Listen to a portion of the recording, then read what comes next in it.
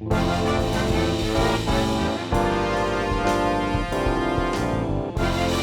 the stages of what is elementary?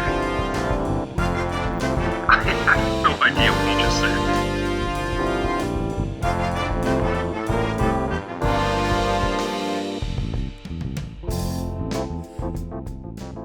Merry Christmas, Happy Holidays. That's right, it's back. Will and Ava's Christmas movie marathon is back for the third holiday season in a row.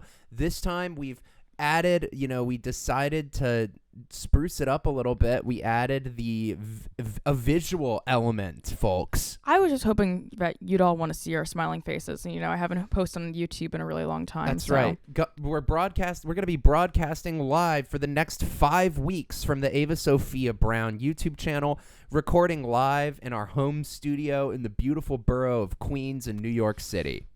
That's right. Did you have a moment when you started the podcast where you thought to yourself, "Oh my God, I can't remember how I start these podcasts"? No, I mean, I think we start them different every time, if I recall. Yes, I mean, sometimes we tell a story. We go ho ho ho and happy holidays. Well, or I feel like sometimes we try to transport the viewer into a place, into a world. Yeah, sometimes. So that we feel kind of like connected with the story. This is true, yes. Which, in many ways probably works for, our place-based movies that we're watching That's true. today. So I guess before we get into the films that we're watching today, we should provide the viewer a quick refresh on how we do this. If this is your first time doing our annual Christmas movie marathon, here's what we're looking for. Myself and my, creative and love partner, Ava Sophia Brown, we go on an expedition every year to find the best low-budget, high-concept Christmas B movies on streaming. Yeah, and and I do feel like we need to clarify, sometimes our friends, family, whatever will recommend to us, loved ones will recommend to us a movie that we should cover, or like say, oh, well, you should watch the Hallmark Channel. We're not looking for Hallmark Channel movies, guys. That's true. Sometimes a Lifetime or Hallmark movie might slip into the rotation, but that's because of the concept, not because of one of these. It's one of these stations. We're aiming a little lower than the Hallmark movie. Both lower and higher. There has to be more, because these movies are more interesting. Yeah, these movies are often worse in terms of production value and even enjoyability. However, they're maybe a little bit more interesting because of what they're going for. Like, for example, a shopping window mannequin come to life to become your perfect boyfriend is a little more interesting to us than like I'm back in my hometown and like, oh, there's this guy that works at his dad's carpenter shop, even if it is kind of goofy or whatever. Yeah, unless he's like the son of Santa. Yes, exactly. Which, there's a lot of Hallmark movies with son of Santa concepts. Yeah. We were with my family for Thanksgiving, and there was one that piqued our interest, which was like Santa's son is like a cat burglar. Yeah, and I liked that aspect because it kind of felt like a romance novel. Well, and no, Santa's son broke into my house. Yeah, I hope he doesn't give me a gift. I hope we don't have sex. But yeah, so the other interesting, and maybe not interesting, but notable thing that you all should know if this is your first time is we are looking for the next holiday classic. We are looking to enjoy these movies for what they are, and we are going to rate our enjoyability, and therefore each film will come into a master ranking. Yes. For our scale ranking of snowballs. We rate out of 5 snowballs. Yes. Yeah, and I feel like maybe I hallucinated this. We used to rank on like different like categories, but maybe we don't do that now. Well, and I think that does come into it. I think there's just the general enjoyability of it. Is it like a solid movie? Does it work? And then like in terms of like holiday cheer. Yeah. But I guess like one other thing that we'll say before we get into it is that, we love these movies. Yeah. Last season we got a lot of clunkers. Yeah, last season we got a lot of clunkers. Last season there was a lot of rough stuff, and I would say that we've started a little bit stronger this time. I think we started on pretty good footing with these two. I'm very excited to talk about at least one of them. Yes, yeah. The second one kind of like washed over me like a Valium. Oh, I mean, not the second one, the first one. I was going to say the second one that we're going to discuss was my favorite. I loved watching that, especially. Yeah, but the first one that we watched felt like taking something. The one that the second opioid. one we watched in my grandmaster ranking of all these films. Well, don't get too into it. We have to talk about it first. Well, I'll just say it cleared all but 2 of the films we covered last year. Every single film other than 2, it cleared.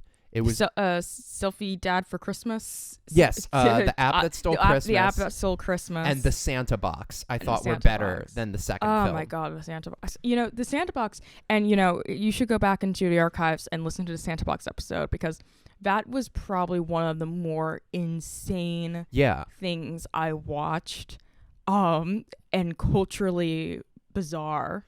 Yeah, it definitely it's our only film we've covered that features a in-world depiction of the horrors of World War II. Yeah.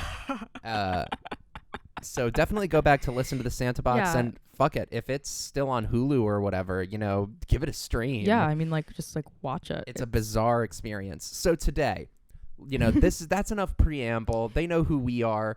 We're Yeah.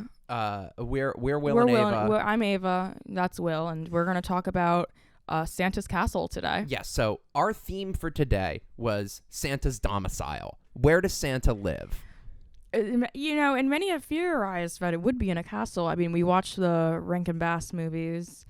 That's right. He is sometimes in a castle-like place, workshop. Well, and also with castle-like aspects to it. There's also there's a lot of elves you have to house. There's a pretty common understanding that Santa lives in the North Pole, and both of these movies make some sort of argument to the contrary of that. Yeah. And Santa's castle was interesting because it had source material. Yes. So let's get into our first film. The first film we watched this year was Santa's Castle, a 2018 film directed by Marco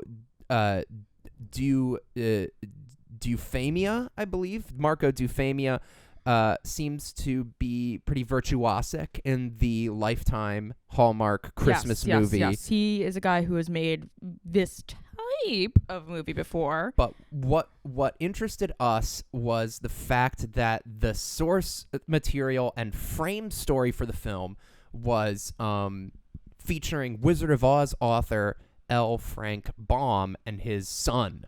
I guess starting off the film and bookending it, L. Frank Baum is hard at work in his, study. His stupid study. The actor has just a terrible fake mustache to establish the time period, I guess. Establish he's an old-time foppish. Foppish. Are you allowed to say that? Is that some sort of... I feel like that's a bad word from 1805. Well, I feel like I've heard concerned with one's clothes and appearance in an affected and excessive way.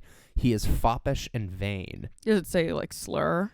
No, it doesn't say slur. I, in fact, think it calls into question what came into your mind when I said foppish, because there's no indication of a marginalized group. No, because I feel I thought that fop was being mean about the dandies. That's some fop. With some fop at. So L. Frank Baum, for those that aren't aware, and I was only lightly aware of this, has his own personal Santa Claus mythology. Yeah. Which he wrote 2 short stories. This one is based on his short story, A Kidnapped Santa Claus. Yeah, and so what's really important to understand is that there is definitely a lot of reasons why his specific Santa mythology never took off. Because I guess in his time period, that's when you could kind of come up with the vibe. Yeah, it wasn't as ingrained into the greater cultural lexicon. These kind of because people were still trying to figure out what Santa was. In different cultures, how they're going to tell it to kids, X, Y, and Z. Yeah, and Santa, is a long-standing cultural figure that different cultures bring different things to. Like the mythology of Father Christmas, is different than Old Saint Nick, or a German understanding or of the Santa pagan Claus. version of it initially. Exactly. But you can tell why we as a society prefer oh, Santa used to be like a hot redheaded twink who had to fight Meister Burger, and he had a hot girlfriend named Jessica, and he taught the Winter Warlock how to walk. He taught him how to walk. I feel like we as a society, have decided that's like the more logical. Makes more sense. Santa mythology than whatever this movie was. Somehow is a little bit more like our frame story is L. Frank Baum. He doesn't know what the hell he's gonna write. He's at his study. He's what to write next, and his little son totters in wearing like a Santa hat or whatever, and he's like, Father, can you write a Christmas story? And L. Frank Baum obliges his annoying son. And also there's this butler figure. Who does probably the best performance in the entire thing. The standout performance. Because he sells it. He's like, a Santa story. Yeah, Winston. Winston is so hype. As if not more excited about the prospect of hearing a Santa story than the child. Yeah, the child kind of just like floats it like casually, like, oh, could you tell like a story about like maybe like Santa? And the butler's like, Santa? Sir, you must tell us the secret history of Santa. Yeah, I definitely thought he was the standout performance because he was goofy as hell. Bald. Yeah, bald as well. Yeah. So, in classic kind of Stephen King-ass frame story fashion, we go from the study as L. Frank Baum starts writing, and he goes into voiceover, and we go to Santa's home, which is a castle, but... Wait, I will also say really quick, I think when he's setting up this frame story, he's like kind of coming up with it live, and he's like, oh, what if something stopped Santa from giving gifts? That's right, yeah. Like, it's like Santa always gives gifts, but what if he didn't? Yeah, it's like a classic, like, that's how you come up with stories. You think, like, what if something stopped the thing from happening? Exactly. What if something stopped Christmas from coming? And instead of Grinch, it was, well, we'll get into it. We in our summary of the plot, we go from L. Frank Baum's study to Santa's castle, which is not in the North Pole. It's in the Laughing Woods. Yeah, we very quickly are bum rushed with a lot of information about like Santa mythology lore that like we don't have any context for. Yeah, it's L. Frank Baum's personal Santa mythology. So the North Pole, it's the Laughing Woods. It's the Laughing Woods. Laughing Kingdom? Laughing Woods? Let me see. I feel like it was the Kingdom. Laughing Valley. Laughing Valley. I knew it was something dumb. Okay.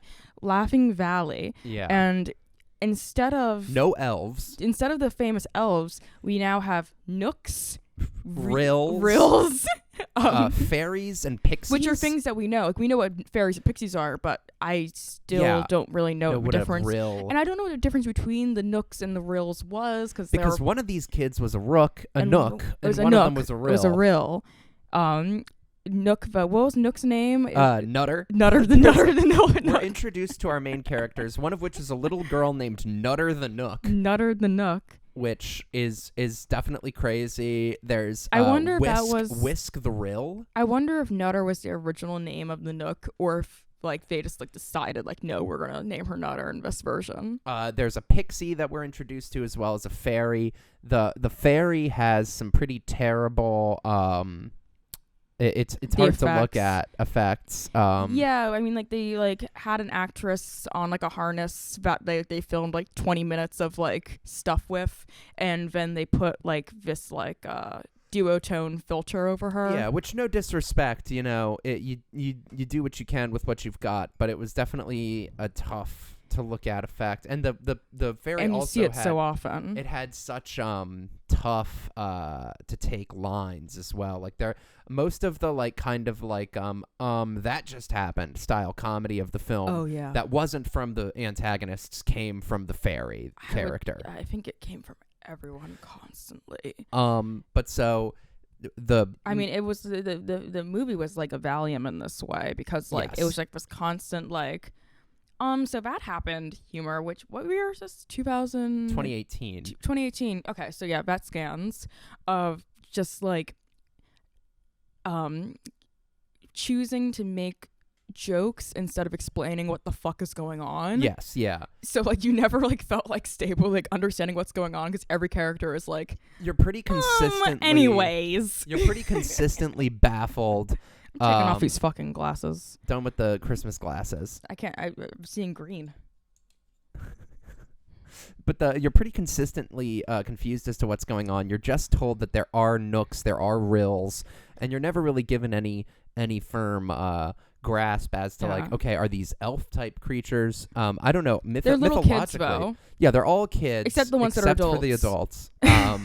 Often the adults are the ones that are in like leadership positions, which I guess has maybe that makes more sense. They're like older or more experienced. Yeah, our main Rill and our main character Whisk, who's a young man, a young boy, and he wants to be the main Rill that helps Santa deliver presents to the Laughing Valley, because it should be noted that in this Santa story, it seems like he only gives gifts to the Laughing Valley and not like all the children of the world. Yeah, it's the only houses we see him delivering gifts to, and they only ever talk about giving gifts to the Laughing Valley.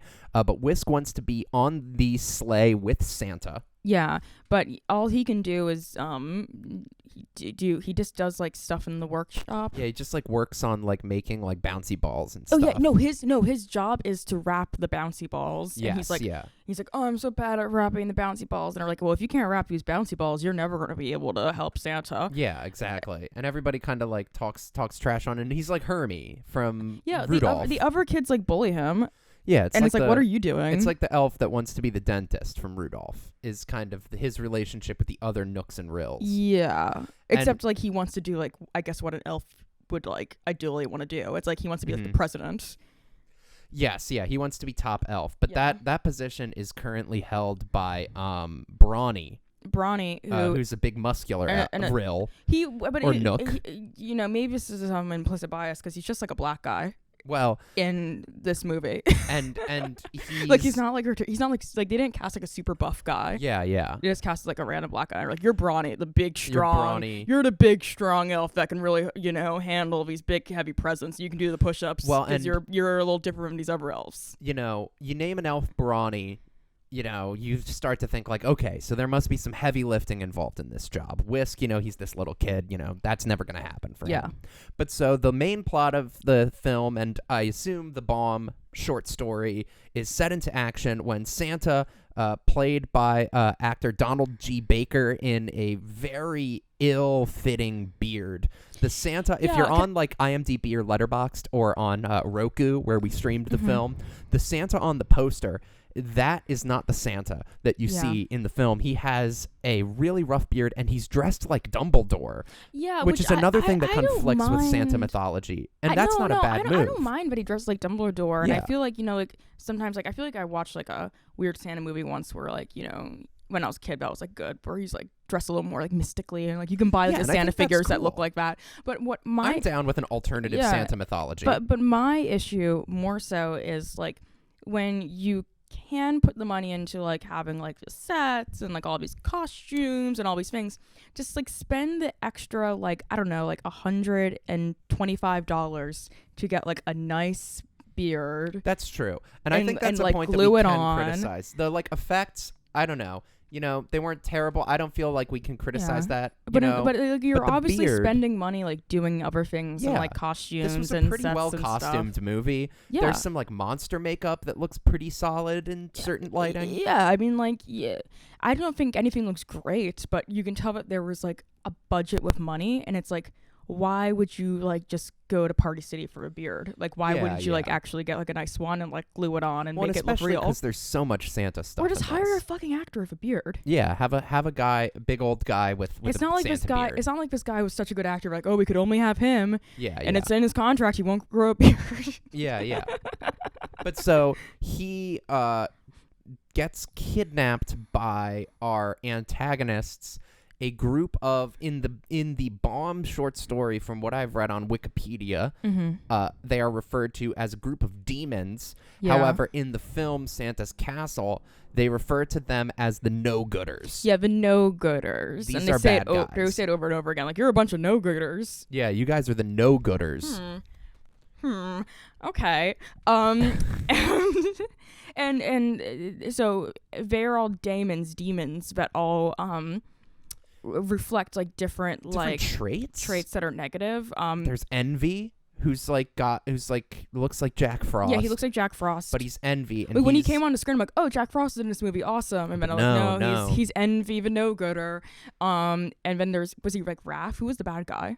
So I never really got his name. He might have been Wrath as in the original short story, but in the credits, I'm pretty sure his name might have been Boss. I can't.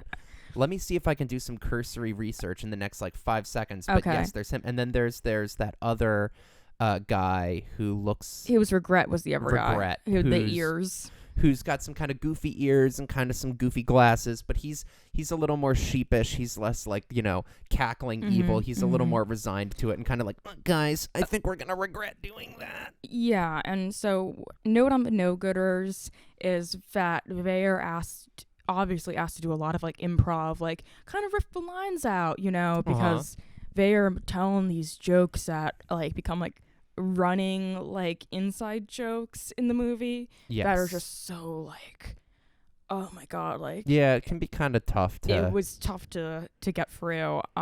Okay, so the boss but they try their best. I mean, like they do performances, like the guy who played Jack Frost, Envy, he was annoying as can be, but he was selling that's kind of the character. I thought the villains had some semblance of a fun rapport in this. So Reese Presley plays Boss, who on IMDb in parentheses they call him Hatred.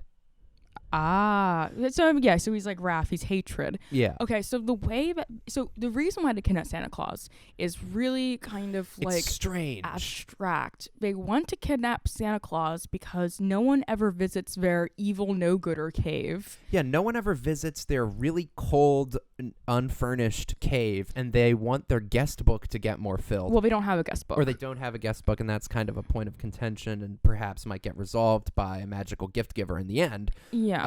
But they want people to visit them. Yeah, they want people to visit the no-gooder cave. And they think that if they end Christmas. Yeah, if they stop Santa from being able to deliver gifts to the Laughing Valley, they'll get people to visit them somehow. Yeah, it's. So they sabotage Santa's sleigh so he can't take off, and then they kidnap him and take him to their lair, right? You're missing the great fun and games that comes with that. Oh, sorry. My bad. So, like, the way that they kidnap Santa Claus is they apply to a job in Santa's workplace in disguise. That's right. Except the regret stays behind, but envy and hatred apply in disguise and do job interviews with Santa. And they do the job interviews with Santa and the top female elf, and Kilter? She's probably not an elf, she's probably a Nook. Holly. Holly the Real. The Rill. And they apply for the job, but while doing it, they try to like subtly implant these ideas into Santa's head that, oh, wouldn't you rather not do Christmas this year? Like through like their themes of like, envy says like, aren't you jealous of people who don't have to do this, and like stuff like that. And Santa, obviously noble as he is, says no, this is. But he says that he'll keep their resumes on file. Yes, he says, I'm sorry, I can't offer you a position. So, however, I'll keep your resume on file. So that was all, for no reason. And by the way, the section is so long, and in like the improv joking, the riffing can get a little tedious. Was insane. And so ultimately they kidnap Santa Claus when he's in his outhouse, right? Yeah, he's taken a leak, or he's like visiting his outhouse for some reason. I gotta fix the plumbing, and he's like, I gotta fix my plumbing. And they kidnap Santa Claus, and Whisk and Nutter and Kilter the fairy go off on their adventure to save Santa Claus, and also they find like Santa leaves like a paper to be read in case of kidnapping. Yeah, and they name Whisk as the person to do it. Yeah, because Bronny gets like waylaid. Yeah, like something like kills. It bonks him on the head and makes him go like, and then he's like down for the count for the rest of the movie. Yeah, this is like where I kind of started like mentally tuning out, honestly. Yeah. Because the journey section was really boring because it started with the Nooks and the Reals and the Pixies, like that whole friend group. Yeah. Our heroes. Our heroes, like going to just do Christmas on their own, like throughout the night. Yeah, and they like screw up. They like give a boy a doll. Yeah, they mix up everybody's presents basically because the Pixie has like a complex filing system of information. Because it all has to be a joke, right? Yeah. And they messed that up, so they're like, okay, we actually really need to find Santa now. Yeah, Because I guess they weren't like main priority, like let's find Santa, they were like main priority, do Christmas. Yeah. Which is, noble of Santa to be like, Yeah, I'm not, forget about me. Just Carry on. Make sure the Laughing Valley can have their gifts. See the day through. The good children.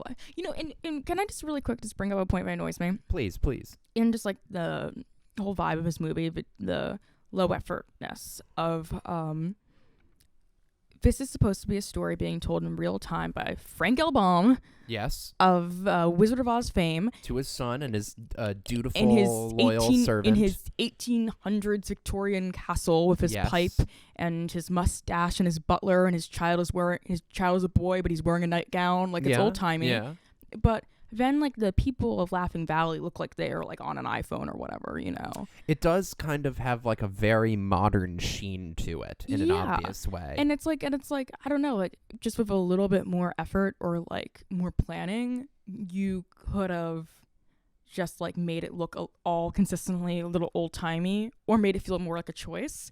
My guess is maybe they filmed all of the, in-story stuff first, and then they're like, oh, this makes no sense. Let's add a beginning where Frank L. Baum explains that this is his story. Sense. That would make sense, because I think if I were because there's no narration. Yeah. Like, there's narration in the beginning, but then it completely drops out for the rest of the movie. Yeah, there's like no, like, and god damn it, the story needs narration. It needs a little narration. Because the no-gooders, I think, are given no context. At the very least, we are introduced to Santa lives in the Laughing Valley with Rills and Nooks and Pixies and Fairies. Mm-hmm. The no-gooders, we just, like, I think we go in on them. Yeah. And it creates a very confusing story. Similarly is confusing when we meet the Queen of the Woods or whatever. Who's so like a bunch of fairies steal the bag of presents, which is, I'm like confused because I thought that like they already gave out all the presents, but whatever. A fairy steals the presents and they open up like a portal into a dimension, and then they meet this fairy princess who's a black woman, and she gives them more information as to where Santa is, even though they weren't really looking for Santa. No, or they were like, we need to get Santa because we couldn't do They were soft looking for Santa. Yeah, we're not able to do this on our own. We need Santa to help deliver these presents is where they get at, I'm pretty sure. Yeah, but the Queen of the Fairies, and I'm like, I don't know who the Queen of the Fairies is. Yeah, it makes very little. There's not much to grab onto or orient yourself. I'm watching this movie and I barely know who's a pixie, who's a fairy, who's a nook, who's a real, who's an elf. I don't know what. Like, is a real, like, Ava, is a real a mythical creature that I don't think exists outside of this Frank L. Baum Santa mythology? I don't know. Like, I'm curious if it does, or like a nook, like. Yeah, I'm excited to talk about the next movie because this movie's like making me a little angry to talk about. All right, well then let's wrap it up. So, a rill is a precious ore harvested from the mines of Ryloth. This is on fucking Wikipedia. You're this on is Wikipedia? Some Star Wars shit. It is on Wikipedia. What Star Wars movie is rill mentioned in? Appearances: The High Republic, Tempest Runner, Lords of the Sith. So just a bunch of nonsense gobbledygook books and video games awesome. Or whatever. I love Star Wars. This podcast should be about Star Wars. It's a canon audio. It was mentioned in a canon audio drama from 2021. Wow. Well, anyhow, so some sort of mythic ore from the Star Wars world. Yeah. Anyway, so Santa's in a cage in the castle, right? Yeah. In the cave. He's in a cage in the cave, and they're riffing at him. Is your microphone? I keep bumping my mic, so I'm sorry. I'm gonna make sure not to do that anymore. The viewers are gonna get out their pitchforks and kill you. I know. Well, hey, it's that magnificent time of year where the first episode has a few minor technical bumps. Little bumps and bips from someone who can't sit still to save his life. I'm fidgeting in my seat. We need to get you a fidget spinner. So Santa's in a cage in the cave. Yes. And they're riffing at him, and they adopt a bunny. Oh and yeah, the Winky or whatever. No, the bunny is named Punchy or something. Because because the bunny gives the one Nook a black eye in the beginning. Remember? Yeah, because the whole Nutter thing is a black eye. It's the bunny is a really strong bunny. It's kind of Monty Python vibes. Yeah, but we don't really get the payoff of that, I think, because they just adopt the bunny. They just hug him and yeah, it just serves as a distraction to the no-gooders. Yeah, the bunny. Oh yeah, because our heroes use the bunny as a distraction. They sick the bunny. The bunny is set up though. It's not there's the bunny is set up in the beginning. Yeah, there's some mention of Nutter got a black eye. Nutter's I went into the Winky's pen and Winky back kicked me. And because she's a ferocious, cute bunny. Yeah, I don't. I think, and maybe in their heads they thought it'd be a reindeer, and they're we can't get a reindeer. We can only get a bunny. There are no reindeer. Santa doesn't use a reindeer in this thing. He just walks around the Laughing Valley. They run around in a little sled, and they deliver the gifts. Okay. Santa is in a cage. The no-gooders get distracted, except for Regret, who we've always known he's built a little different than these other baddies. He's maybe not as convinced by the whole evil thing, the whole kidnapping Santa thing. Yeah, which makes sense. He's oh, I'm regret. Oh, I regret doing this. Yeah. Oh, But so Santa kind of gets through to him. Yeah, well, Santa's have you considered being happy? That's true. Yeah, Santa says, why don't you try being happy? And he goes happy? I like that. I think I like that. I think I could get used to that. So Regret helps Santa escape with the help of Whisk and Nutter. It's awesome because when Santa escapes, it's just such a bad screenplay because Whisk and Nutter, they run in and they see Santa. He's outside of the cage. And they're oh my God, Santa, how are you? And Santa's did you deliver the gifts? We're oh, we made some mistakes. We need your help. He's okay, well, we'll figure it out. There's still time. And they're talking. And then all of a sudden, Nutter's oh my God, one of the no-gooders who had been standing right Regret, next to Santa the entire and conversation. No, he's good. He's good now. And he's yeah, I'm happy and now. So Regret tells them how to escape, but right before they leave, they're Regret, you should come with us. And there's honestly kind of the film kind of your stomach kind of drops because Regret says, no, I belong here. I am a no-gooder. I can't change who I am. But I can take my new identity as happy, and I can make our life in this cave better. And it's probably the most emotional moment in the film. Yeah. Yeah. And what I would say the most emotional moment of the film is when Santa gives them a guest book. Yes. So but they still aren't going to get guests is the thing. Well, Santa gives them a guest book and signs it, saying, Santa Claus. Saying, essentially yes, you kidnapped me, but all is forgiven. What did Christ say? They know not what they've done? Yeah, on the cross, Christ says, Lord, forgive them, for they know not what they've done. Favorite quote. And in goated in quote. similar fashion, Santa forgives the no-gooders for kidnapping him and attempting to ruin Christmas, and they get a guest book. And Whisk becomes Santa's right-hand man, and... Yeah, well, he's Whisk, you better get ready for next Christmas, because you're coming on the sleigh. Yeah, exactly. And you got a lot to learn and to do. Excuse me, sorry. Are you sick, dog? No, I don't think so. Okay. All is well in the Laughing Valley, and we, snap back out, and Frank Baum's son is asleep, He's and like, the butler says, "That was so fantastic, sir." What an amazing story, sir. And he takes his son to bed, and L. Frank Baum like leans back in his chair and was like, "That was pretty fucking good. What should I call this thing?" I guess I'm just one smart guy. He's like one of those good guys that's like one draft. One draft. And that's Santa's Castle, based on A Kidnapped Santa Claus from 2018. So on delivering on premise, Santa's Castle, mostly not in the castle. Yeah, I don't even know if we can even get a shot of like a beautiful castle. Yeah, I don't know. We might go straight to an interior of the castle. I think we go, and from it's like Baum's house. Yeah, it's Santa's 1-bedroom apartment. It's well, that's that one Letterboxd review. And I oop. Yep, you can't be biting that swag. Damn, you just snatched my wig off. Yeah. But yeah, Santa's Castle. There's really not much of Santa's Castle. We picked this because we were hoping it would be about Santa's Castle, because we have another film about one of Santa's domiciles. Yeah. Which rocked. But yeah, this didn't really deliver on that concept.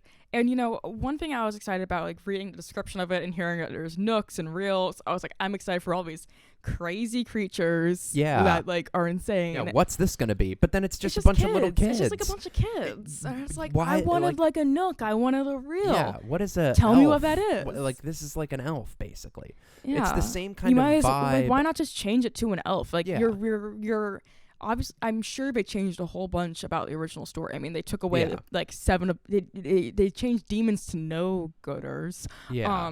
So I'm sure they could also have changed nooks and reels to elves. Yeah. Because it's not like goated like Rankin Bass like Christmas shit where it's like Santa has to deal with the heat miser and the freeze miser and Mother Snow Nature. Miser. I thought it was the freeze miser. No, snow miser. Someone fact check that. Are you serious? You think it's freeze miser? Yeah, like, I'm Mr. Heat Miser. I'm Mr. Sun. I'm Mr. Green Christmas. I'm Mr. 101. And then Freeze Miser is like, I'm Mr. Freeze Miser. I'm Mr. Snow. I'm Mr. Snow I'm Miser. Mr. White Christmas. I'm Mr. 10 Below. But it doesn't make sense because snow rhymes with. How does the song go? I feel like it goes, I'm Mr. Freeze Miser. Snow Miser. I'm Mr. Snow? Cold. No, it's I'm Mr. Freeze Miser. I'm Mr. Snow. I'm Mr. White Christmas. I'm Mr. 10 Below. They call me Freeze Miser. Whatever I touch seems to freeze in my clutch. It's Snow Miser versus I'm Heat too Miser. much. All right. All right. All this to say, Ava, you should make sure to listen to our Christmas album if you haven't. Ava, what are your thoughts on Santa's Castle from 2018, coming to us from Christmas movie veteran director Marco Duafima? So it's not the worst thing we've watched. No, I feel that way as well. I feel like we had agree. very little like positive to say about it, just because like again like and I said this when we started talking about it did feel like taking a Valium. Yeah, I didn't like. Yeah, I can't even remember. Like, there might have been more things that happened in it. Mm-hmm. It was just very hard to like connect with anything because of like the overusage of humor. Yeah, most of the humor falls pretty flat, but it's whatever. I wasn't expecting to laugh very much watching this movie. Yeah, and then there is like this like somewhat like annoying low effort aspects of it that just feel like dumb. Like, what is my shirt coming undone? No. Oh my god! You dropped Snoopy. Oh my god! Oh my god! Snoopy, our prop for today. Oh. Our mascot. That was kind of scary, guys. But so, Ava, where do you rank? What would be your rating for Santa's Castle? Well, I'm thinking because I'm saying like it's not the worst thing we saw. It was boring. I agree with that. It was boring. There was a certain low effort aspects like the facial hair, which if you haven't watched a bunch of Christmas movies, you wouldn't understand why that's so annoying. Yeah. Because I feel like like anyone else would watch it and be like, oh whatever, they got a cheap beard. But when you watch these Christmas movies in a when you watch them in a all the time, like a focused pursuit of finding the greatest low budget streaming Christmas movie. And you see one movie, and they get the real beard. Yeah. And then you see another movie. Well, I mean, just think about how many of these movies. And the beard is made out of plastic. How many movies have these watched? Some of them Makes you feel like the Joker. Some of them worse movies than this have a good Santa beard. Yeah, and I feel like it's like if you are making one of these movies and you don't have a good Santa beard, you should go fuck yourselves. You should actually like and die. Whoa! You're gonna get us demonetized off YouTube now that you said that. Wait, actually? Yeah. You can't tell people to do that. Well, we'll bleep it out. Yeah, for real. I didn't know. You actually can't say that on YouTube. You want to put this on YouTube, you have to start thinking about all the YouTube terms of service and use and all that. What's appropriate to say and whatnot. All right, if you have a bad Santa beard. Don't swear in the first 6 minutes. Oh. If you have a bad Santa beard, you should actually smile and give me a handshake. Okay, so... Snowball ranking. So snowball ranking, I'm going to give this 3 snowballs. Boom. Wow, that's high. Well, I feel like I gave like Alone for... Well, I gave Alone for Christmas like 0 snowballs. Well, Alone for Christmas is the worst movie we've watched for this. But I feel like, like... That's the... Alone for Christmas is the Home Alone ripoff with dogs. Watch the episode if you want to learn about it. Don't watch that episode. Yeah, I feel like maybe first episode we're gonna get a spike in viewers, people that haven't seen this before. I feel we have to give context for past films on the first episode only.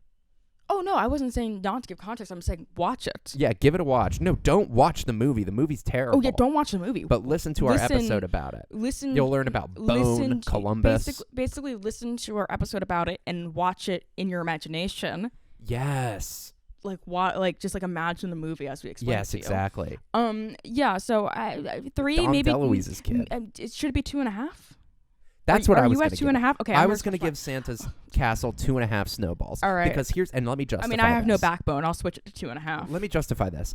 It is, like you said, not the worst thing we've ever watched. It's not particularly good. I did check out a little bit. I kind of was like really bored during the second half.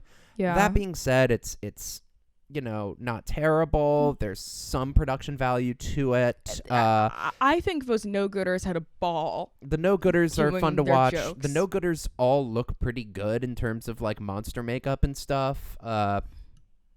It's fine, and it's got some Christmas cheer. The one no-gooder looks like that one guy from Fantastic Four. The Thing. Yeah. Ben Grimm, The Thing. It's clobbering time.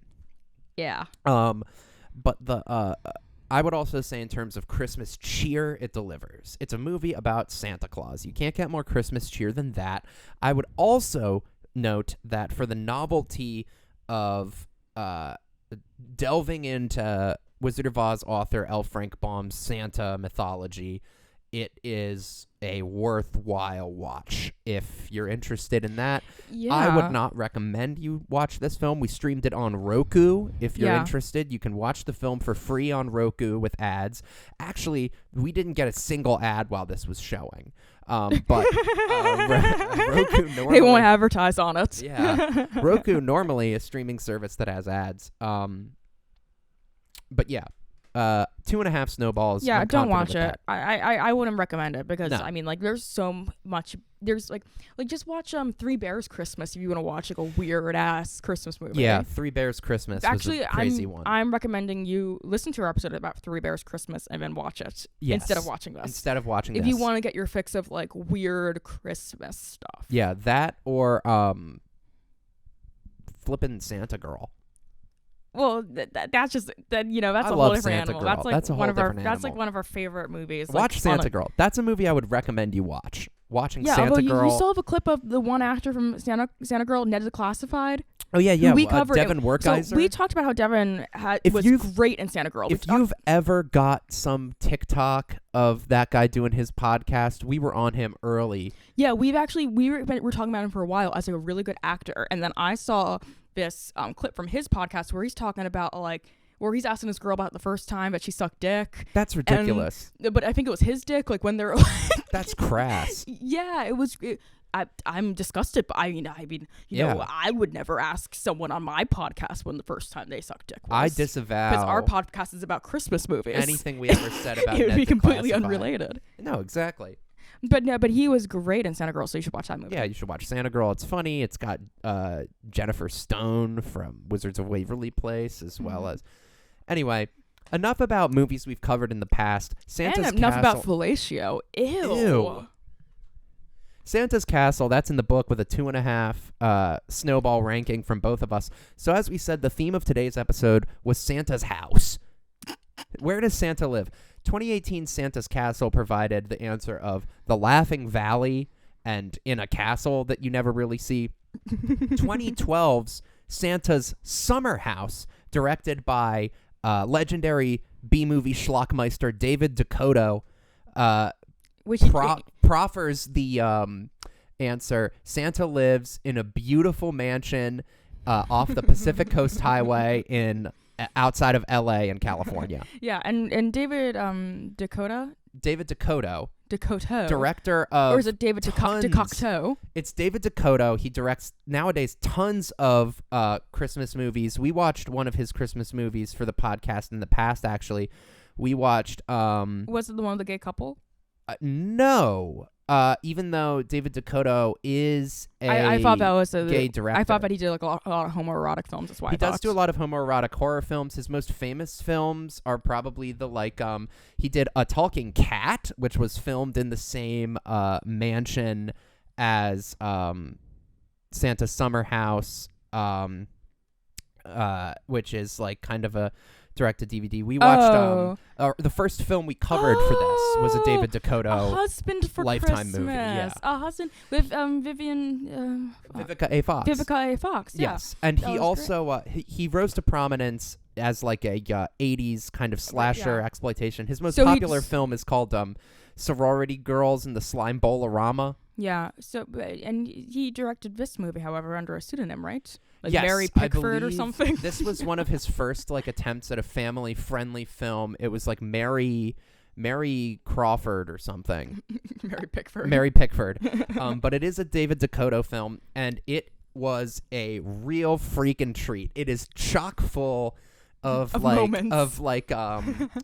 Crazy moments. It's uncanny. It's fun to watch. It's it is maybe a slightly higher profile movie than we like to do, because it's only got like 500 people have seen it on Letterboxd. But I think like the Riff Tracks guys have covered it. Yeah, I was furious to find out as we typed this movie into YouTube, because it's available on YouTube. You can watch it for free on YouTube. And I saw like videos, podcasts about this. I'm like, why are we even talking about this? We're calling it out. Bill Corbett, Mystery Science Theater dude. He did it too? No. That's the Riff Tracks guys. They're at post MST3K is Riff Tracks. What are we even doing? We're calling you out. I'm depressed. Stop touching the Christmas shit. That's for us. Goes for the Nostalgia Critic too. Yeah, fuck. Don't. Yeah. You should watch the video my production collective just did with the Nostalgia Critic. Yeah, though. we actually have we have a video out with Nostalgia Critic. He has a lot to. We paid him for it, or they paid him for it. I didn't pay anything for it. I don't know. He did it of his own volition. He's a fan of he's a fan of the dinner plan. He's a fan of us. But Santa's Summer Home from 2012, directed by David Dakota, is bursting with 80s action, exploitation, and contact sports stars. It features, as Santa Claus himself, we have Robert Mitchum's son, Christopher Mitchum. Yeah, which was like really uncanny watching him in this, because I think we just watched a Robert Mitchum movie that was called like Old Man Cowboy. Well, we watched it's called The Good Guys and the Bad Guys. And the song that started was like, "You're an old man, you're an old cowboy." It was a awesome. martial flag. Yeah. Well, and I love Robert Mitchum. I've been watching actually a lot of Robert Mitchum movies. I watched Out of the Past. I saw Night of the Hunter. I've been watching tons of Mitchum. You've been on a Mitchum grind. I only saw the good guys and the bad guys, where the whole thing was about how old he was. Yeah, it was about how he's. You old man. It's 1967. No one gives a rat's ass about a cowboy movie anymore. Yeah, Good Guys and the Bad Guys. I think that's a movie we're all worth getting a high watch on LSD because it's like 30% less funny than Blazing Saddles.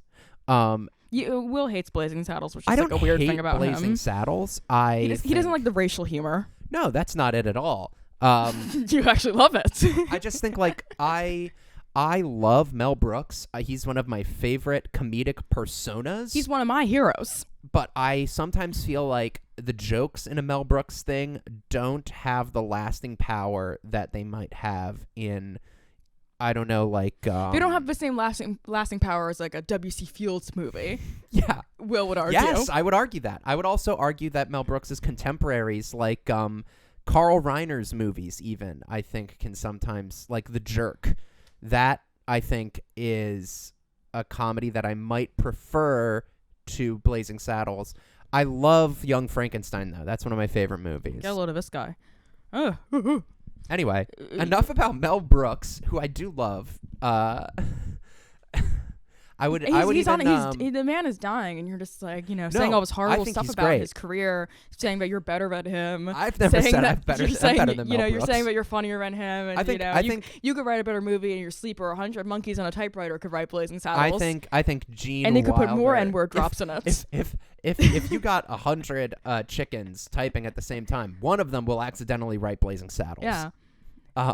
With an extra N-word joke. This has nothing to do with Santa's Summer Home, starring Cynthia Rothrock and Christopher Mitchum. Yeah, so it's starring like all these B movie action stars, I guess. Mainstays. You've got Daniel Bernhardt. I do feel like that's a little bit like selling them too highly of themselves as like B movie stars. Well, a few of them. I mean, I'd say Christopher Mitchum, Cynthia Rothrock, Daniel Bernhardt, Gary Daniels. These are people that kind of fill out kind of supporting and background acting roles. Okay. Like Gary Daniels, his IMDb profile picture is him with a fucking AK-47. Yeah. Like he's like an action guy. Yeah. Ew, you got your little feet in frame. Stop. We're a new type of video. Oh my god. So the plot of Santa's Summer Home is David Dakota had a handheld Sony Handycam and a mansion that he could shoot in, and a couple of his friends that he paid SAG minimum rate. And it just said, "What if we hung out for the weekend? What if we did Santa's Summer Home?" So a van driver, and it's interesting because we get like this opening voiceover monologue from like the van driver who is not a main character. Or it's from the perspective of the little boy.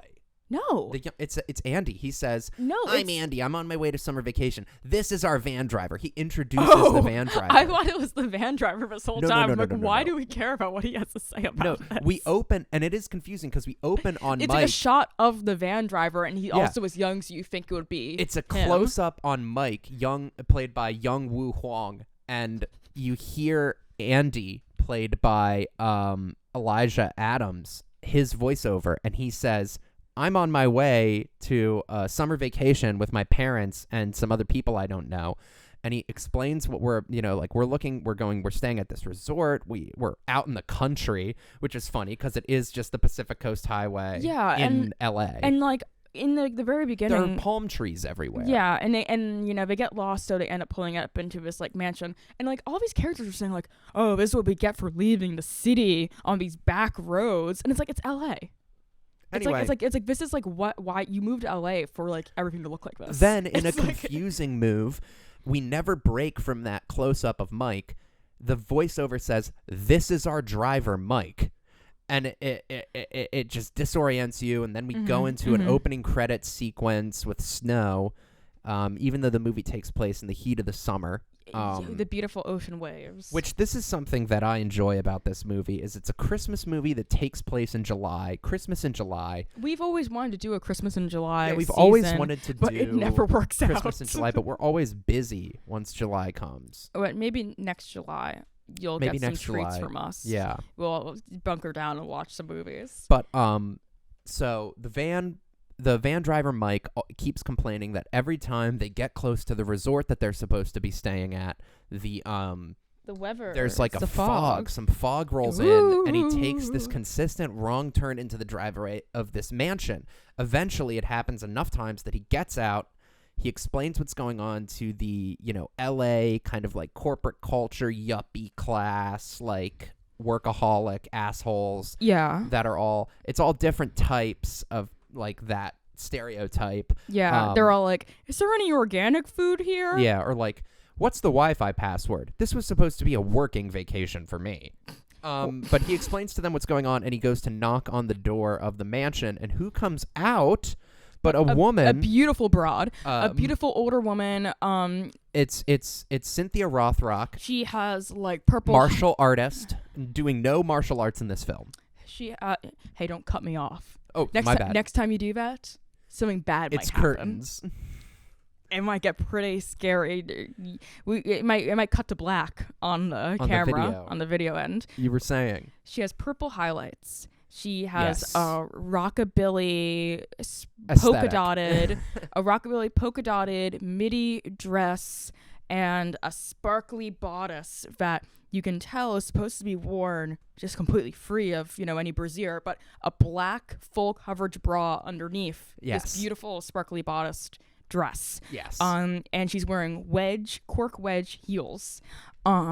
So I see her. Santa's summer home indeed. Yeah, Santa's swinger home. Vibes. Santa's swinger home. And trust me, when you walk into his home and you see what this home looks like, you're like, yeah, this is Santa's swinger home. Yeah. This is like, it's like decorated in the living room. There's like half of like a 50s like convertible that's converted into like a couch. Yeah, and they have like this one piece of artwork which is like a big piece of driftwood with like high heels on the bottom. Yeah, or there's like roadhouse like restaurant like signage. Well, there's they had that one sign that says like road pizza, and it's like of a rat. It's like there's also like just like a giant framed picture of the Hollywood sign. It very much gives like Santa's LA swinger home. Yeah, it is where Santa meets up with some of his favorite elves. Hey yo. But we're getting ahead of ourselves a little bit. She introduces herself as a Nana. Yeah, she introduces herself as Nana, but she does give the van driver a business card that says Mrs. Claus. Well, that's when she says like they can stay with us while you figure out the resort. Give me a call if there's any issues. And he takes the business card and it says Mrs. Claus. And Mike, the driver, goes like, "Is this you?" And she's like, "Yes." And he like gives like a light smile as he pulls out, and we don't see him again until the end. Which is like, really like in this dumb movie, like, yeah, we know it's called Santa's Summer House, so like that's me. I'm sorry. It's okay. It's best if we don't draw attention to it.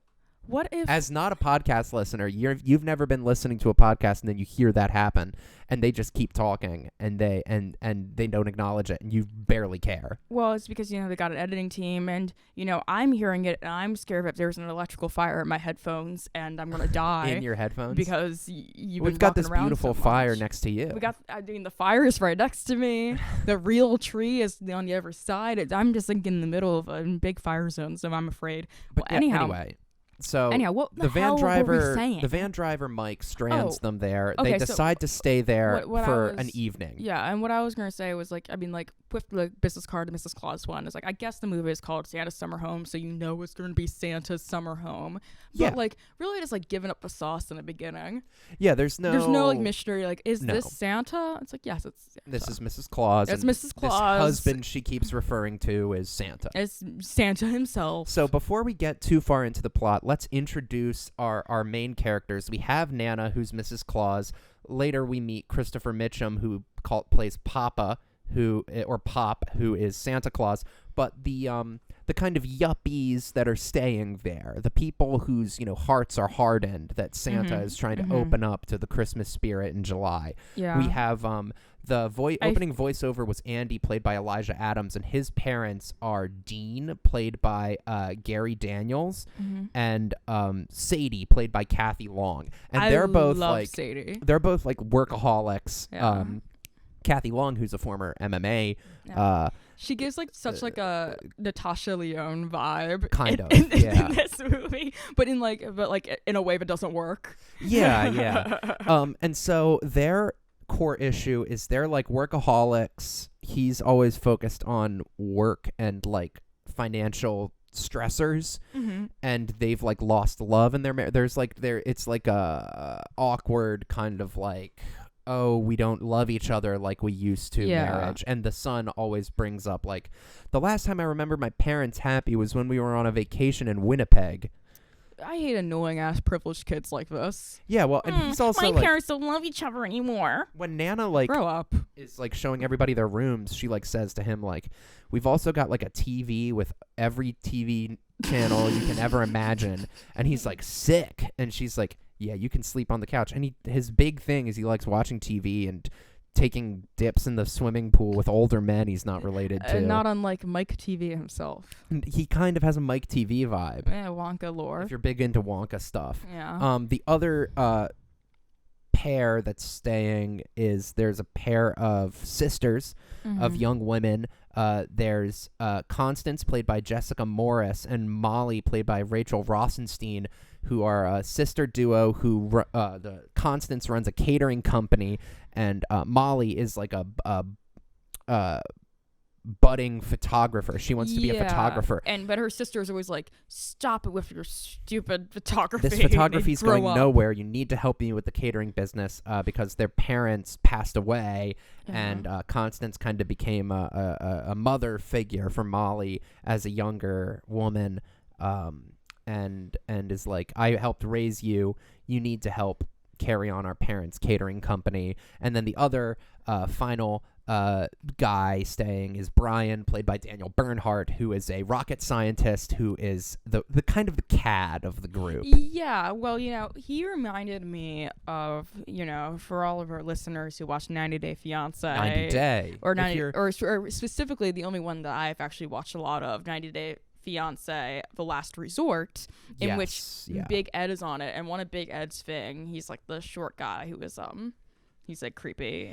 He became viral on the internet for his you know him. If you know him, if you know him. Unbelievable body proportions. Yeah, and that's a shame. But he like does this thing where he's very annoying like all the time, right? And like he mugs the camera for attention and makes all these like inappropriate jokes like for attention, blah blah. But then also for attention in like his confessionals, he'll be like, I guess I'm always trying to make people laugh because I was bullied as a child.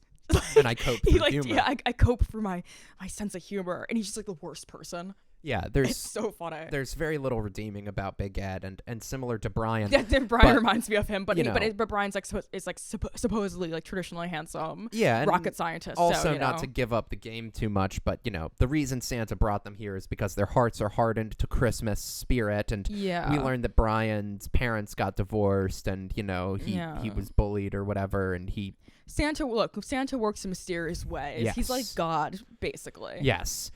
So there is Santa comes home, Pop comes home, and it's Christopher Mitchum, who looks strikingly like his father. It's disturbing to watch. But it's a big dinner. He's always clad in Christmas themed Hawaiian shirts. Yeah. So it's dinner time. Mrs. Claus puts down the dinner food, and it's pasta with the sauce and meat separated. Yeah, it's pasta and like empty cooked glasses pasta, of wine. Cooked pasta sauce, unsauced meatballs, all separated. Interesting way to serve it, but she said that she did it because, a little LA humor for you, I didn't think everyone would eat meat. And everyone's like, very considerate, Nana. Thank you, Nana. You're just amazing. These LA yuppies, they're all vegetarians. Also, we have to say this because it's like important to the plot for some reason, that in the beginning when they first arrive, Nana gives them all cookies, and the baking woman, the woman with the bake company, Constance, who has the catering company, is like, if I had these cookies, my company would take off if I just had these cookies. It's just like, okay, like, sure, whatever. It's like the best cookies anyone's ever had. It's part of what convinces them to stay. And then after the dinner, they all decide, like, you know what? Let's call Mike.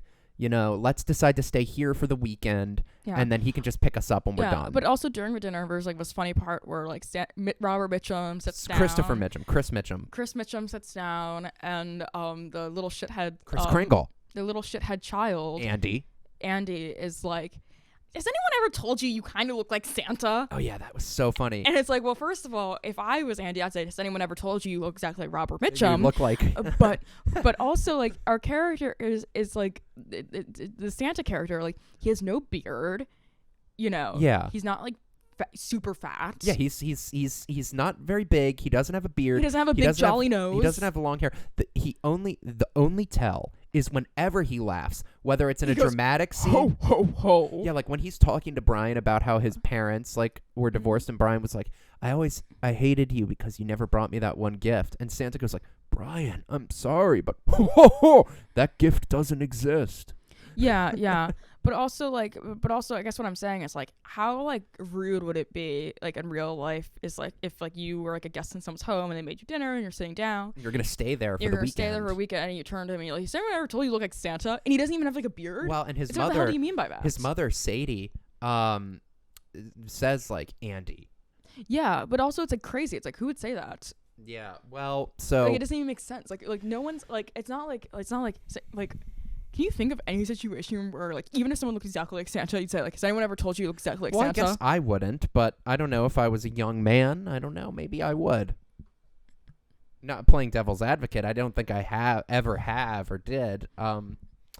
But okay, so after so Santa comes up with this. Everyone retires to the living room after the ladies do the dishes, which becomes a bit of a point of contention. They're kind of like, the boys are going to do that tomorrow night. No, the boys are just going to soak in a hot tub together. Brian with the like, underage kid. Brian is like, fat chance I'm doing the dishes.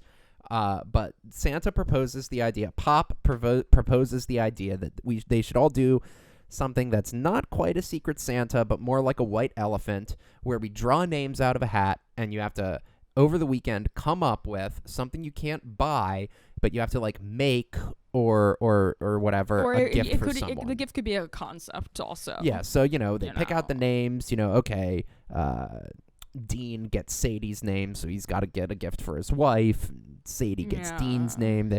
Brian gets Constance's name. There's like a budding romance they're trying to plant there, Yeah. Even though the romance is like, he's like an asshole to her, and she's like the scene where she's like, oh, so what do you do? He's like, I'm a rocket scientist. She's like, I'm kind of a sci-fi nerd. He's like, okay, whatever, and walks away. Anyway, I'm gonna get some more lemonade. Yeah, he's awesome, actually. He's kind of like goated Sigma male behavior the whole time. They get all these names. Andy has to get a gift for Molly. Santa disqualifies himself because he's getting a gift for everyone. And they're like, you're so... Pop, that's extremely generous. Pop, he's like, well, I'm a very good gift giver. Yeah. There's wink, like a point wink. where they're like, what do you do? And he's like, I'm in distribution. Wink, wink. So the next day, Andy sets up a game of... Andy and Pop set up a game of croquet, which I think is the highlight of the film. The entire group comes out and they put a wager up. They say whoever loses the croquet game gets Mike to do the dishes. Is it Mike, the guy's the character name? The CAD, rocket scientist. That's Brian. Mike is the van driver. Brian is like, he's like, let's make this a little more interesting. Like he says like to a girl, I'm like, whoa, like what are we gonna wager? Yeah. Like this is like that's crazy. This is like some sexual energy. It's like strip croquet or something. But yeah, he says, let's make things a little more interesting. Beat losing team, boys versus girls. Losing team does the dishes, and we launch into the like a 15 minute croquet game, unbroken croquet game that at times reuses footage we've already seen. There is no like so when you shoot almost like completely handheld. Yeah, when you're shooting a scene with like a game in it, the way you do it is like you make the way you do it. Yeah, the way cardinal rule. The way you do it is that you make sure it's like a somewhat like linear progression of like how the game like goes. So you see like where we're starting, when the stakes get higher, and when the game ends. And usually, if it's not super visually apparent because it's a game that we all know, like you either like show that like, you know, like the one team is dunking like every single basketball, like it's the monsters versus, you know, the Toon gang, Toon Squad, the Toon Squad, and the monsters are dunking all the basketballs because they're so good at it. Or it's like freaking Strangers on a Train, and you see the scoreboard and it's like one love, blah blah, so you know like who's winning, who's losing. Listen, right? you know, that's how you would like logically shoot a scene with a game happening. Listen, I'm not a screenplay fascist. I think you can shoot a game however you want, but they didn't do it right. However they did it wrong. Well, it's ridiculous. And I'm it's saying 15 unbroken minutes of croquet with the actors lightly improvising, like Gary Daniels going like, "Show them how you do it, son." Well, to Andy. I guess what I'm trying to explain is that it's like what you're seeing is just like nonsensical. One, because no one like I wasn't born in like 1875, so I don't know how croquet. I'm unfamiliar works. as well. You know, I know that they played Alice in Wonderland at a point. That's kind of like my only like understanding of the game. So like I can't like visually understand like who's winning. Yeah. And beyond the fact that I can't visually understand it, the way it's edited isn't linear at all. Like you can tell that it's like they're just like using. It's out of order. Yeah, you can tell they're just like they like filmed the whole game and then just kind of edit together in a way that like maybe looked like they had like a lot of footage. Yeah, like, I or feel like they edited in a way like prioritizing making sure a there lot are of footage times was when, seen. Like, you see like the Constance character like getting close to like the last like hoop, and then like you don't know where the hoops are. 1 or 2 minutes later, you see her hitting her first ball at the beginning of the. And you can kind of tell it's first ball based on like the weird improvised dialogue happening. Yeah, like, yeah. That was probably shot in the beginning. And then sometimes you'll see a scene and you're like, wait, I saw the end of that part. Yeah, and like 10 minutes ago. And it'll start to like fade to another shot. Yeah. Of like wow. Yeah. And you're like, wait a minute. I saw Andy hit that ball already under his foot. So when I wrote my Letterboxd review for this film, my review was, I feel like white people are always getting into situations like this. And it was specifically thinking about playing croquet with Santa. Playing croquet with Santa with like a wager. Yeah. Like, hey, well, I guess the losing team has to do the dishes tonight. Yeah, this. I guess I'm really in the doghouse now. It's Santa beat me in this croquet game. This was the peak of the film. Unlike when we reached the halfway point of Santa's castle, and I was kind of like, all right, this is, what it's going to be. Yeah. This was when I really got excited. This was when I went like, this is the best movie ever. This is exactly what I wanted to watch tonight. Yeah, especially after like a few glasses of wine. We made mulled wine, and then we had bottled wine. It was like we were drunk, folks, and I've been watching a lot of like low quality YouTube videos throughout the day. Yeah, Ava's become obsessed with the genre, a very popular genre of mascot horror lore. Yeah, but I don't like playing like video games. So I like watching people play video games, and I like watching like informational like lore videos like about like Garden of Banban or Poppy's Playtime. I haven't watched, so it really hit different after watching like a bunch of like Garden of Banban. Which if you know. We don't want to stray too far from this, but if you want us to talk about our problems with a certain YouTube channel. Oh my god.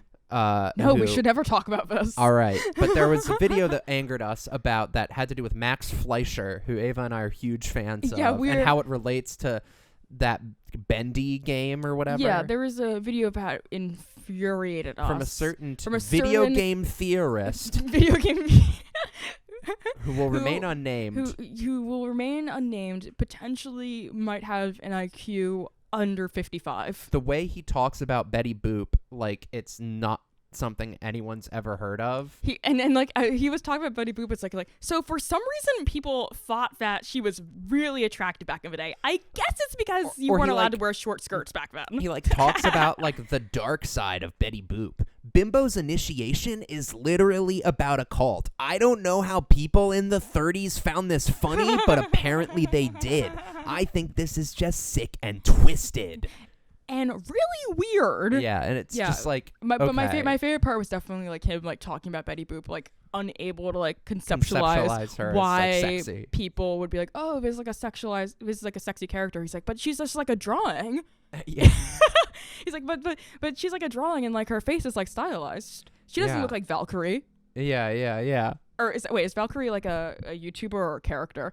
I don't know. I'm not in this world. Valkyrie is I'm not a part of this world. Valkyrie is Ava's referencing the Howard Stern clip where before he was President Donald Trump was asked if he masturbated, and he responded with, "No, I'm not a part of that world." That's how I feel I thought Valkyrie was the name of a character from the game, the one that's like Overwatch? I want to be Tracer. Is that Overwatch? I think so. I'm already Widowmaker. I'll be Bastion. I want to be Winston because he's the gorilla. Nerf, Bastion. I want to be Winston. I thought, but now I'm realizing Valkyrie is the name of a character. So that's a woman. I think she's a streamer. Yeah, I'm sorry. Weird. So I think that he in his head was like, this isn't Tracer. Anyway, we're getting off topic. This is not what our podcast is about. Our podcast she is isn't about sexy. This isn't Digimon. This is Digimon? Isn't that like a Pokemon? Digimon is a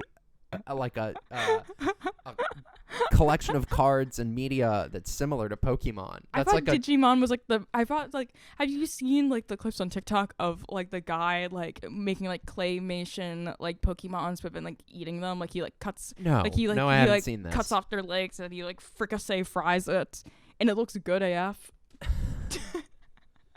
You haven't seen this, dog? Anyway, 15-minute croquet game. I guess you're just seeing too many girls twerk on your page to get that type of content. Or like Star Wars like lore videos. Yeah, no, neither of those are. You know what I get a lot of on TikTok? Every other video is an ad for that earwax scooper. Yeah. I don't know. I get like the game, like I get like cool videos. Well, so I don't really get ads, and like most of my ads are actually playable games that I download. 15-minute croquet game. 15-minute croquet game. Highlight of the film, and also maybe the longest single section of the film. So funny. After the croquet game, do you remember who wins and ultimately has to do the dishes? Is it the girls win and the boys have to do the dishes? The girls win, but the husband of the woman who is not attracted to her husband. This is where things start to fall apart. You know, in terms of the plot, the movie still gets good. I like the movie. The movie is great. This was one of my favorite movies we've watched for the podcast. Folks, the movie's great. It's really funny. It's really funny, folks. Yeah.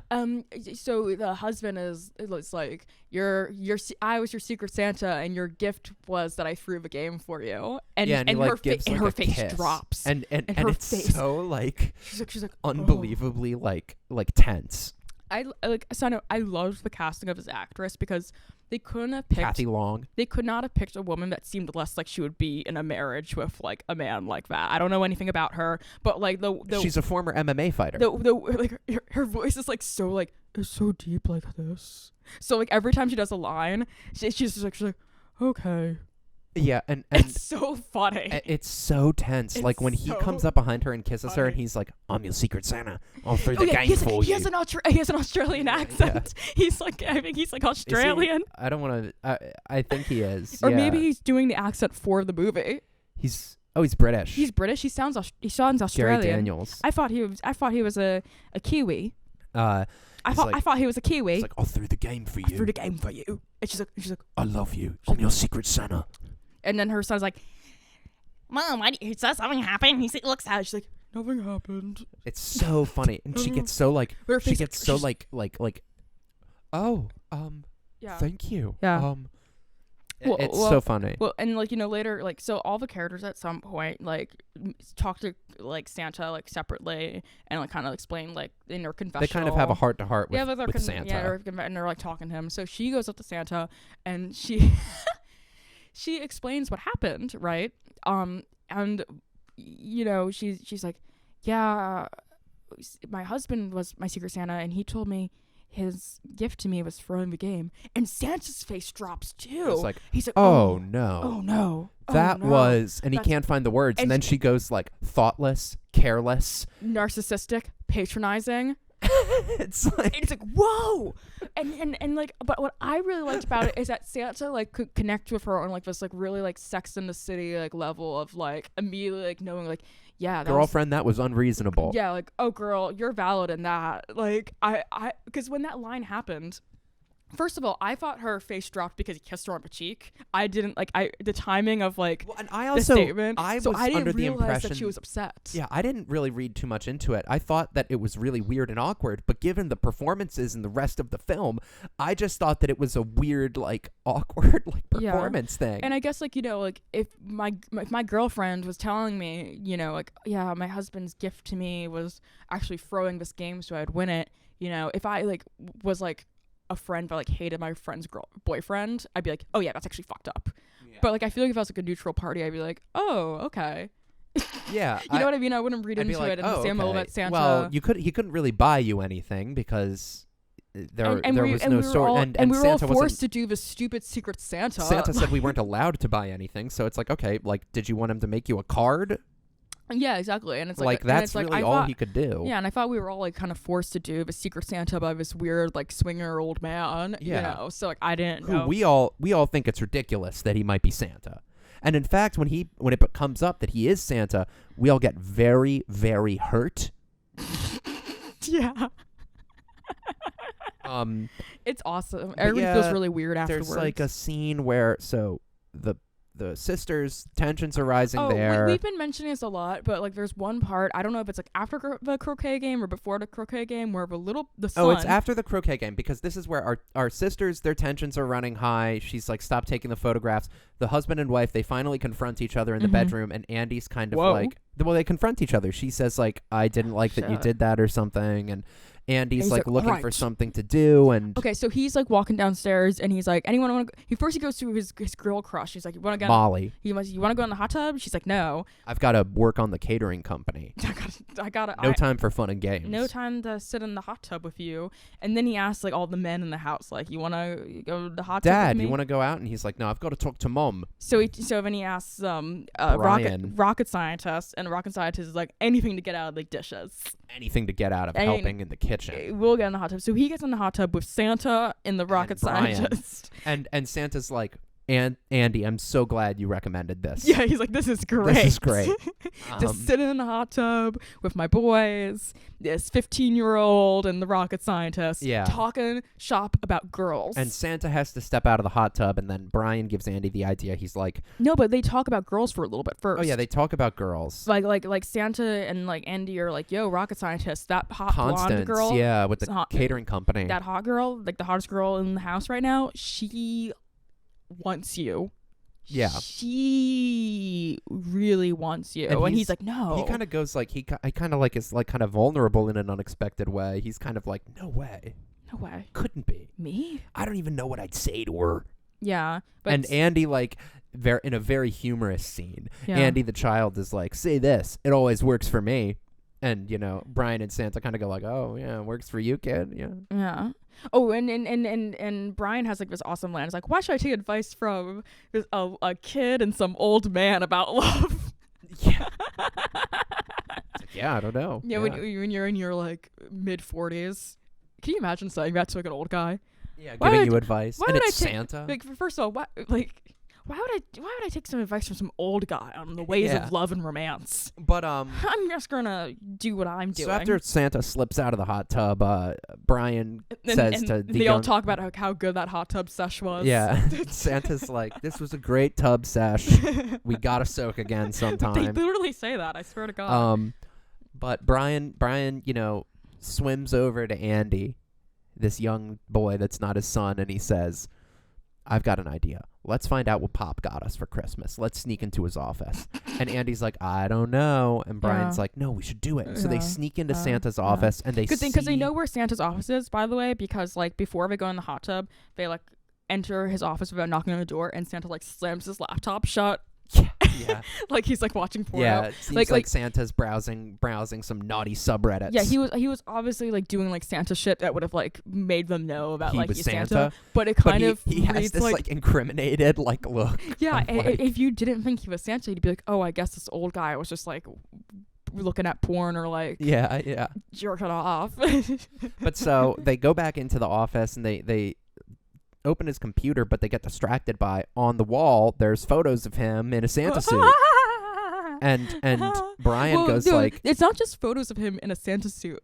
It's like all these photos of him like doing vacation activities in Santa suits, including walking down a beach in a Santa suit with a Christmas tree on the beach, like by the ocean waves. There's like the photos are insane, and the photos are, and it's so poorly photoshopped. And the Mrs. Claus is in the pics. And she's not looking like Mrs. Claus. She's looking like how we see her for the entire movie, like Cynthia Rothrock. Like a gilf. But the conclusion Brian comes to is, this old guy is so cracked up, he really thinks he's Santa. And Andy is kind of like, no, I think he is Santa. And so Brian, there's like this Santa intervention. Brian calls everyone in. Yeah, and the son is, and I was kind of confused by this because the son was like, yeah, like last night I overheard him saying that him having an argument with Nana about whether or not he brought us here. And he's like, did we get a scene of him overhearing that? We did. Oh, I didn't even. It was very brief, but there was a scene. Yeah, well, yeah. So there's like this evidence and like like brought us here. Like, oh my God, that's kind of malicious sounding. I like that. I love that movies like just conflate like Santa with God. Well, yeah. Well, I mean, in a absent of religion, there needs to be some sort of magical Christmas god. Yeah, but it can't be Jesus. But I like that like Santa like has like these powers, like again, like Santa works in mysterious ways. Yeah, well, and so there's this thing, and they're all kind of like, all right, we'll stay the rest of the night, but you're weird, you're fucked up, you think you're Santa. We don't want to be around that. We're leaving tomorrow. And Santa sees it as his opportunity to really have heart-to-hearts with everyone. He brings out everyone's old Christmas letters that they wrote him when they were children. But when he does this, like, okay, so the lighting becomes very striking. Yeah, it happens at night, and they film it at night. And they film outside by the pool, I'm assuming, because Santa's face is illuminated from below. Underneath by blue pool light. And it looks like a horror shot. Yeah, it looks like he's about to kill everyone he talks to outside. Not like a particularly like kinetic or like good horror shot, but it does like immediately read like, oh, there's horror lighting for a horror scene. And because the scene is very like, intense of, the characters being like, how did you get this letter? Blah, blah, blah, blah, blah. It's like the intensity makes you think that, like Santa's, well, you made this really good joke. Oh, yeah, well, as Santa in this scene, he's lit so menacingly, and all the close-ups of specifically Gary Daniels as Dean, he looks like terrified. He looks like, what's Santa about to say to me? So Santa hands a letter. And while we're watching, I go like Dean, Sadie, Andy. From the moment you open this letter, you have 30 seconds before I'm about to kill you with my gun. I'm going to take out a gun, and you have 30 seconds. There's and then, gird yourself for your final moments. And then, I immediately thought about how that one jump scare in Garden of Ban. Oh, yeah, there is a jump scare in... the jump scare in Garden of Ban. Mascot horror game, Garden of Ban. Garden of Ban, where you find a letter, and it says, if you read this letter quick enough, you might escape, and then Ban knocks you out. Yeah.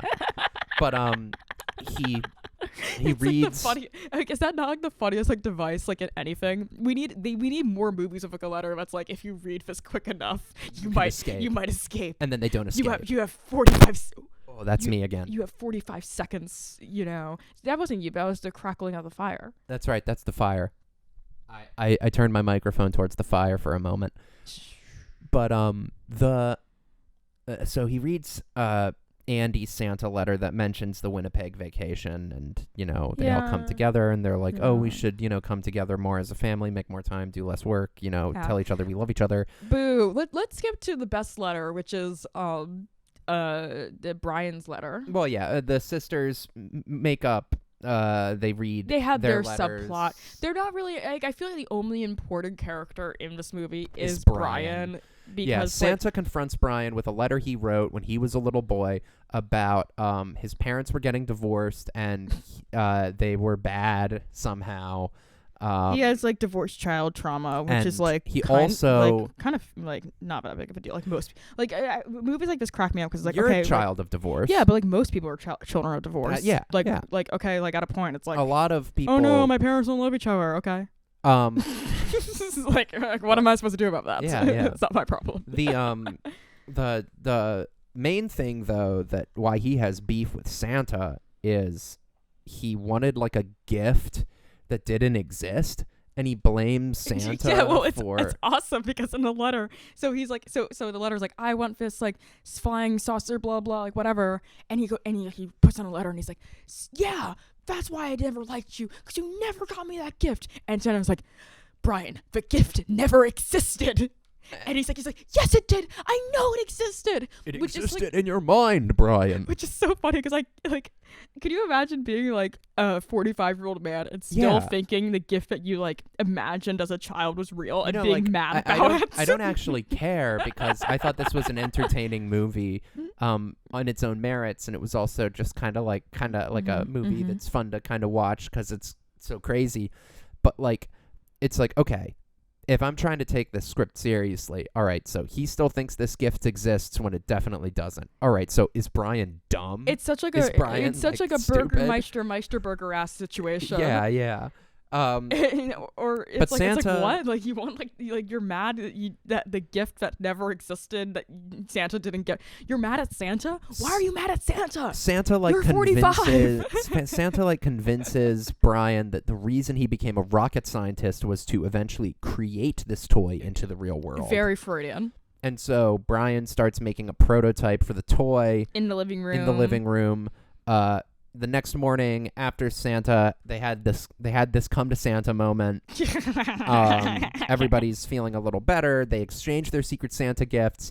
Andy gets Molly a thumb drive for her photography. Brian gets Molly the cookie recipe from Nana with Nana's blessing. I wonder, so the thumb drive thing is kind of funny because it's like no one was allowed to go to the mall or buy something. So did he just like steal a thumb? No, he says like, this is my thumb drive. I like erased it. He's also like always asking her like if she's ever seen a zombie, and he's like, if you got any pictures of zombies, put them on there and make sure to email them to me. When did this come out? Like 2008? 2012. 2012. It's like Walking Dead was on TV. Yeah, but like, it was a different society at that time. Again, he's a zombie boy. It's like, okay, is he stupid? He's like 15. He doesn't think zombies are real. In 2012, you might have. I guess. I don't know. But they all exchange their Secret Santa gifts, and Mike comes to pick them up, and everybody lives happily ever after. Santa's gift to everyone was photographs Molly took of them while they were playing croquet, and he also has one to give to Mike, even though Mike was not there the entire weekend. And Mike is not the van driver. And like, okay, like how like uncomfortable would you be if like someone gave you a gift and it was just like a portrait of yourself that you don't remember being taken? Yeah. Like that's so scary, but he's just like happy. It's like, oh yeah, well, this is Santa. Oh, thank you, Santa. This is such a great gift. It's like this shitty Xeroxed photo printed out on print. It's like printed. It's not even on glossy paper. It's just on like printer paper. Yeah, but everybody. And like some of the shots, to the movie's credit, most of the photos that are gifted are like, yeah, they took it separately on a DSLR and printed it out. Yeah. But one of them, I'm almost certain, and it's the one of the little boy Andy. Of Andy. I'm almost certain was just a screenshot from the croquet game. Yeah, from the video. Yeah, like a screenshot from like the actual like movie. Like they didn't like just take a new photo.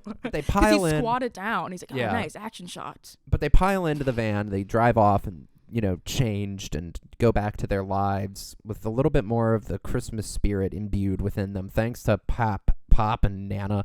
Santa Summer Home 2012, directed by the legendary David Dakota.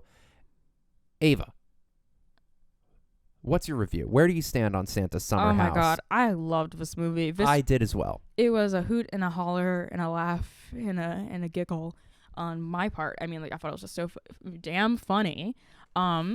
Like really, between the fact that I'm like watching like Robert Mitchum, like Chris Mitchum, Robert Mitchum's son. I know, but what I'm saying the spitting is like, image of Robert Mitchum. Yeah, I mean, like bro's genes were strong as fuck. Yeah. Well, last night I showed you that picture of Robert Mitchum with Chris Mitchum on Thanksgiving morning. As like a baby. As like a little boy. Yeah. And he looks like baby Robert Mitchum. You were like, you might find this photo hot because he looks sexy in this. I was like, no, I don't. No, well, but he's wearing like a tight blue t-shirt. You know me and my men with tight t-shirts. Well, and he's like being fatherly. Oh. I don't know. I don't care about the dad propaganda. You hear about all these female things that a straight woman might like. Yeah, you're trying to like connect with me on a level. Yeah, and I just stonewall you. But I just completely just shut you down. I'll continue. In terms of snowballs, what you got, and justify this rating for me, please. So I'm gonna give this movie 4.5 snowballs. Wow. Because I deeply enjoyed watching it. I mean, in terms of it being a good movie, it's not. I mean, it is terribly shot. Oh my god, there's this one shot, the establishing shot of his mansion is so bad, and they use it over and over again. You know what I'm talking about? Oh yeah, it's really low, and the mansion's framed way too to the left. It's just bizarre. It's just it's very weird looking. I don't know why. It feels very especially if you're a guy disquieting. And because to director's credits, you have made movies before. Oh yeah. So it's why the fuck would you pick a shot that's that bad? He used to shoot on film. It feels like the type of shot that you'd see in someone who has never made a movie before. Yeah. And we need a shot of the house, and it's get that a horrible shot. And he's made so many movies, and I would honestly argue that in terms of cinematography, A Husband for Christmas with Vivica A. Fox is better shot than this. Oh yeah, way better.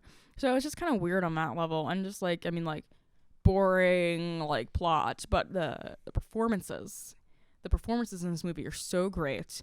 The uncanniness of the script, the uncanniness of the acting, the costumes Mrs. Claus wears, her little sexy dresses, it's just it's casted in the most bizarre way. Yeah. On the Letterboxd description, I think they try to lean into the casting. The tagline for the film is on the Letterboxd description, so I don't know if this was the initial tagline. Even the toughest action stars in the world ... have a soft spot for Christmas in their hearts. Stars. Well, Entertainment Weekly over here, you can say that if you have Arnold Schwarzenegger in your movie. Arnold Schwarzenegger was in a Christmas movie. Yeah, it's called Jingle All the Way. And you can say that for that movie, but I mean, you half these people except Chris Mitchum, you couldn't pick out of a police lineup. That's true. And Chris Mitchum, you'd be like, is that Robert Mitchum? That looks like Robert Mitchum. Is that Robert? No, you'd say, has anyone ever told you look like Santa?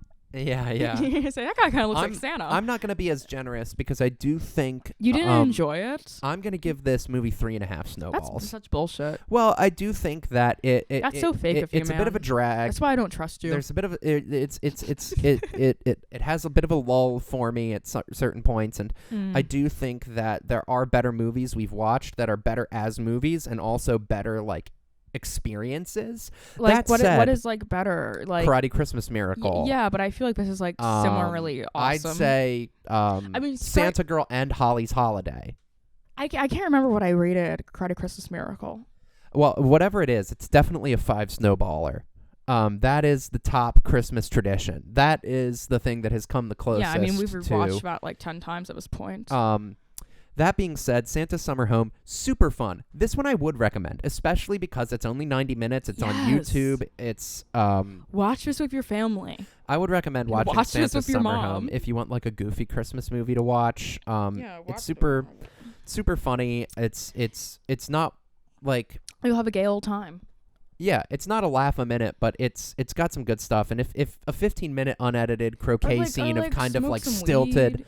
Yeah, maybe some sort of if you're a someone who intoxicated. If you smoke cannabis, I feel or if you're drinking with friends and you want something to be on in the background to kind of comment on or watch, it might be fun.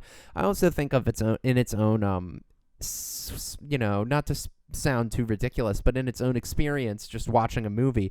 If watching a movie with Christopher Mitchum, Cynthia Rothrock, and a bunch of... Yeah, if you know these stars, or if watching a movie with a 15-minute croquet scene of stilted improv, all handheld camera, sounds like something that might tickle your funny bone, I'd recommend Santa's Summer House. So I'm giving it a 3.5 snowball rating out of 5. Yeah, definitely a very strong start to the year. Yeah, and with that, this is a strong start to the holiday season. And I'm happy. We're getting it done in a timely manner. Last year we started a little earlier, but with this December, I think it's going to be a pretty good season, guys. I think it's going to be a pretty good season. So with that, Ava and I's quest will continue to find the new holiday film classic. You're gonna be shook. We've got more films coming up. We've got a great list. If you have suggestions, please feel free to reach out and send them to us. Yeah. Even if we don't do them on the show, we might watch them. Comment, save. Yeah, leave us a review and a rating on iTunes or on Spotify. If you're watching us on the video feed on YouTube, which we now have, subscribe to Ava's YouTube channel. Give us a like. Shoot us a comment. Yeah, just, support this podcast because it's so good. And I'm sure that the video we're gonna make improvements next week after watching it this week. Yeah, we're gonna I'm gonna wear some socks next week. I didn't like that I had my stinky feet out. Yeah, I'm like disturbed by that like I was saying like be careful with like the feet. Yeah. But it's okay. And I think this is going to be a good year of Christmas joy. I'm feeling very Christmassy. Same. You got the tree out early this year. I got the tree out November 1st. Not quite November 1st, but the first weekend of November. But with that being said, make sure to tune in next week for another review of 2 high-budget or high-concept, low-budget Christmas B movies. You can stream Santa's Summer Home 2012 on YouTube and Santa's Castle 2018 on Roku. Until next time, I'm Will Bricka. And I'm Ava. And ho, ho, ho, and happy holidays. Happy holidays. All right. Mic drop moment.